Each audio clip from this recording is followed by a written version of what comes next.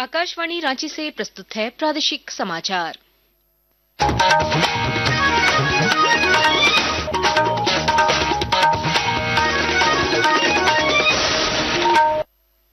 नमस्कार, प्रादेशिक समाचारों के साथ मैं कामिनी। पहले मुख्य समाचार। विधानसभा के बजट सत्र के 14वें दिन की कार्यवाही शुरू। प्रश्नकाल में विधायक उठा रहे हैं अपने अपने क्षेत्र के मुद्दे। स्वास्थ्य, आपदा प्रबंधन और खाद्य आपूर्ति विभाग की अनुदान मांग पर होगी चर्चा। भाजपा ने राज्य की हेमंत सोरेन सरकार पर भ्रष्टाचार को बढ़ावा देने का लगाया आरोप। स्वास्थ्य मंत्री ने कहा, विपक्ष को नहीं पच रहा आदिवासी मुख्यमंत्री। राज्यपाल संतोष कुमार गंगवार ने तसर रेशम उद्योग के समावेशी विकास पर रांची में आयोजित राष्ट्रीय संगोष्ठी का किया उद्घाटन। रांची समेत राज्य के कई हिस्सों में बदला मौसम। धनबाद, बोकारो, गिरिडीह और संताल के इलाके में हो रही है बारिश। मौसम विभाग ने तेज हवा चलने और ओलावृष्टि की भी चेतावनी जारी की। और खेलो इंडिया पैरा गेम्स का दूसरा संस्करण आज से दिल्ली में। धनबाद के प्रियरंजन और रामगढ़ के बिट्टू कुमार करेंगे झारखंड का प्रतिनिधित्व। और अब समाचार विस्तार से। विधानसभा के बजट सत्र के 14वें दिन की कार्यवाही शुरू हो गई है। प्रश्नकाल में विधायक अपने अपने क्षेत्र के मुद्दे उठा रहे हैं और सरकार की ओर से जवाब दिए जा रहे हैं। भाजपा विधायक नीरा यादव ने मैया सम्मान योजना का लाभ कई वास्तविक लाभुकों को नहीं मिलने का मुद्दा उठाया। बिना सत्यापन के मैया योजना दी गई महोदय। अब क्या हो रहा है कि सत्यापन के नाम पे उन जरूरतमंदों को या तो नाम काट दिया जा रहा। हम आपके माध्यम से सरकार से बस एक आग्रह करना चाहते हैं, सत्यापन हो, किनको देना है नहीं देना ये सत्यापन निश्चित रूप से हो महोदय, लेकिन जो जरूरतमंद है उनका नाम कट जा रहा है कोई ना कोई त्रुटि बता के, इस पे सरकार जरूर सुधार करे महोदय। ये हमारा मेन प्रश्न है। जवाब में मंत्री चमरालंडा ने कहा कि पूरे राज्य में लाभुकों के सत्यापन का कार्य किया जा रहा है। उन्होंने भरोसा दिलाया कि कोई भी वास्तविक लाभुक योजना के लाभ से वंचित नहीं रहेगी। हम लोग तो सुधार मिस्टेक हुई होगी, मगर सुधार की प्रपोजल आया है अच्छा, और हम लोग सुधार के लिए इसको एक्सेप्ट करते हैं और उसको बेहतर करने का प्रयास करें।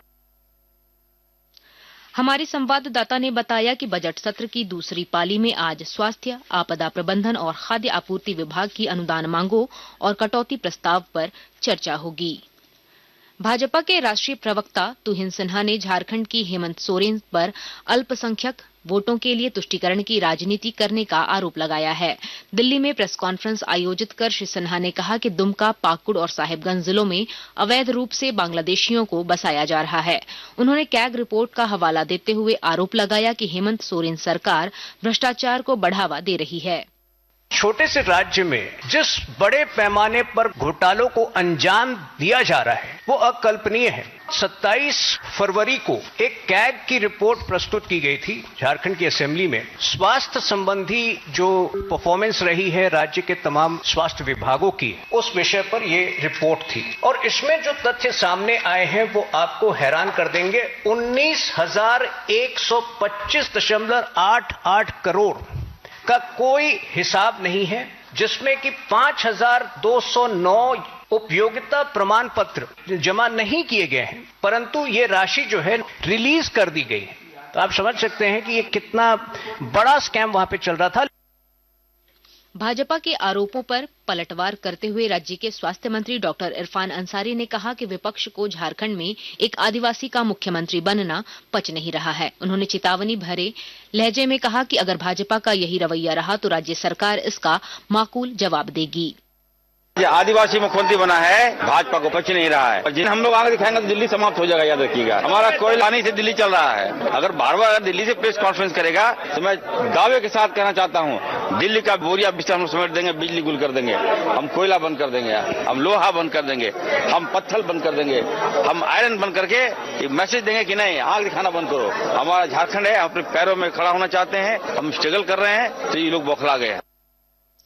राज्यपाल संतोष कुमार गंगवार ने आज तसर रेशम उद्योग के समावेशी विकास पर रांची में आयोजित एक राष्ट्रीय संगोष्ठी का उद्घाटन किया। नगड़ी स्थित केंद्रीय तसर रिसर्च एवं प्रशिक्षण संस्थान में चल रही इस राष्ट्रीय संगोष्ठी में तसर रेशम उद्योग से जुड़े देश भर के विशेषज्ञ हिस्सा ले रहे हैं। आकाशवाणी के ताजा तरीन समाचारों के लिए आप हमारी वेबसाइट newsonair.gov.in पर लॉग ऑन कर सकते हैं। ताजा समाचार X handle @AIR news alerts और Facebook page All India Radio news पर भी उपलब्ध है।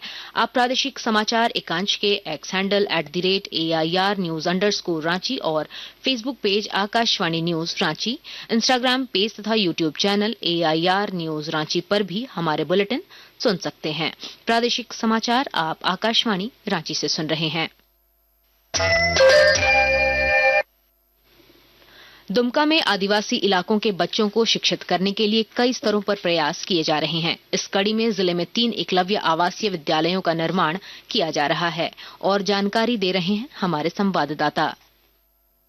दुमका जिले के 3 प्रखंडों में करीब 55 करोड़ रुपए की लागत से 3 एकलव्य आवासीय विद्यालयों का निर्माण किया जा रहा है। इनमें काठीकुंड प्रखंड के फिटकोरिया, मसलिया प्रखंड के दलाही और शिकारीपाड़ा प्रखंड के धोपहाड़ में एक एकलव्य विद्यालय का निर्माण हो रहा है। इन विद्यालयों का निर्माण कार्य पूरा हो जाने से जिले के आदिवासी इलाके के बच्चों को बेहतर शिक्षा का अवसर मिल सकेगा। काठीकुंड के फिटकोरिया एकलव्य आवासीय विद्यालय में पढ़ाई प्रारंभ करने की प्रक्रिया शुरू कर दी गई है। एकलव्य विद्यालयों में प्रवेश परीक्षा के बाद परिणाम घोषित होते ही शिक्षण कार्य आरंभ हो जाएगा। RK नीरद, आकाशवाणी समाचार, दुमका।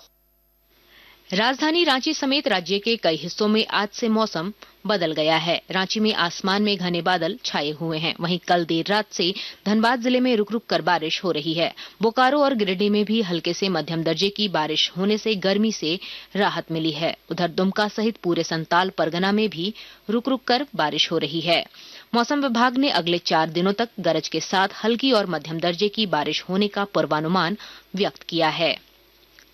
और अब कुछ संक्षिप्त खबरें। राज्य के मुख्य निर्वाचन पदाधिकारी के रवि कुमार की तस्वीर व्हाट्सएप डीपी में लगाकर साइबर ठगों ने उनके परिचितों से 50-50 हजार रुपए की ठगी की कोशिश की है। सीईओ ने रांची स्थित साइबर थाने में मामला दर्ज कराया है। जांच में पता चला कि ठगी में इस्तेमाल किया गया नंबर श्रीलंका का है। साहिबगंज शहर के बनपट टोला स्थित सूर्या हॉस्पिटल के सामने कई झोपड़ियों में भीषण आग लग गई। आग लगी की इस घटना में एक महिला झुलस गई है और लाखों रुपए के सामान जल गए। साहिबगंज जिले में अवैध खनन के खिलाफ अभियान तेज कर दिया गया है। इस कड़ी में जिले के राधानगर थाना क्षेत्र से 1 दर्जन से अधिक ट्रैक्टरों को जब्त किया गया है। जामताड़ा जिले के युवाओं और छात्र छात्राओं में छिपी खेल प्रतिभा को उभारने के लिए सामाजिक संगठनों एवं खेल प्रेमियों के द्वारा सार्थक पहल की जा रही है। इसी कड़ी में जामताड़ा के गांधी मैदान में 10 दिवसीय क्रिकेट टूर्नामेंट शुरू किया गया है। और अब खेल जगत की खबरें। खेलो इंडिया पैरा गेम्स 2025 का शुभारंभ आज से नई दिल्ली में होगा। इसमें झारखंड समेत 36 राज्यों और केंद्र शासित प्रदेशों के 1300 खिलाड़ी भाग लेंगे। यह जमीनी स्तर के खेलों को बढ़ावा देने के लिए खेलो इंडिया पहल का हिस्सा है, जो 27 मार्च तक जवाहरलाल नेहरू स्टेडियम, इंदिरा गांधी स्टेडियम और doctor Karni Singh shooting range में आयोजित किया गया है।